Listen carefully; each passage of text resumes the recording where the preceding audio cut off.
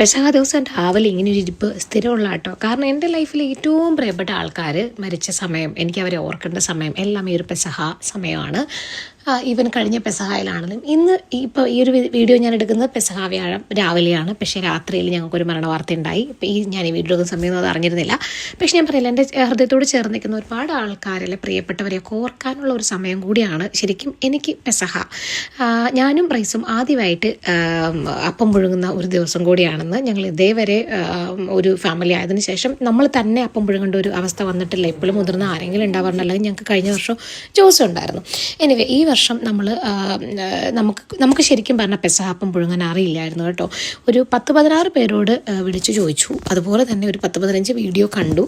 അങ്ങനെ നമ്മൾ പെസഹ അപ്പം നമ്മൾ എന്തായാലും പുഴുങ്ങും എന്ന് ഉറപ്പിച്ചിരുന്നു. അതുകൊണ്ട് തന്നെ പെസഹ അപ്പം നമ്മൾ അപ്പം പുഴുങ്ങാൻ വേണ്ടിയിട്ടുള്ള എല്ലാ കാര്യങ്ങളും നേരത്തെ റെഡിയാക്കി വെച്ചിരുന്നു. പിന്നെ ഈ ഒരു വീഡിയോ ഞാൻ ഇടുന്നത് എന്താണെന്ന് വെച്ചാൽ ഒത്തിരി സന്തോഷം. കാരണം ഞങ്ങളുടെ ആദ്യത്തെ പെസഹ അപ്പമാണല്ലോ. ജോബിൻ ജോണാണ് ആദ്യത്തെ ആണെന്നൊന്നും നോക്കിയില്ല. 10-30 പേരെ വിളിച്ചു കൂട്ടുകയും ചെയ്തു. അപ്പോൾ ഒരു 6 മണിയായിട്ട് ഞങ്ങളുടെ അപ്പം തീയെ കയറിയിട്ടില്ല.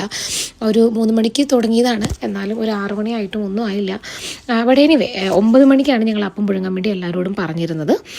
അതിനു മുന്നേ ദൈവം അനുഗ്രഹിച്ച് എല്ലാ കാര്യങ്ങളും വളരെ മനോഹരമായിട്ട് വളരെ വിശദമായിട്ട് നമ്മൾ ചെയ്തു. ഞാൻ പറഞ്ഞില്ല, ഞങ്ങൾ ആദ്യമായിട്ടാണ് ഒരു പെസഹ അപ്പം പുഴുങ്ങാനൊക്കെ തീരുമാനിക്കുന്നത് തനിച്ച്. അപ്പോൾ എല്ലാവരും വിളിച്ച് ചോദിച്ച് നമ്മളൊരു മറ്റൊരു രാജ്യത്ത് ഇങ്ങനെ കുടുംബമായിട്ട് ഇങ്ങനെ അപ്പം പുഴുങ്ങി ഒരുപാട് ആൾക്കാരെ വിളിച്ചു കൂട്ടി. നമ്മുടെ ആ ഒരു വിശ്വാസങ്ങൾ, നമ്മുടെ ആ ഒരു സ്നേഹം, നമ്മുടെ ആ ഒരു ഷെയറിങ് എല്ലാവർക്കും കൂടി കൊടുക്കുന്നത് അത് ഞങ്ങൾക്ക് ഒത്തിരി ഹാപ്പിയായി. ചിലപ്പോൾ ഞങ്ങൾ ആദ്യമായിട്ട് പെസഹ അപ്പം പുഴുങ്ങിയത് കൊണ്ടും ആവാട്ടോ.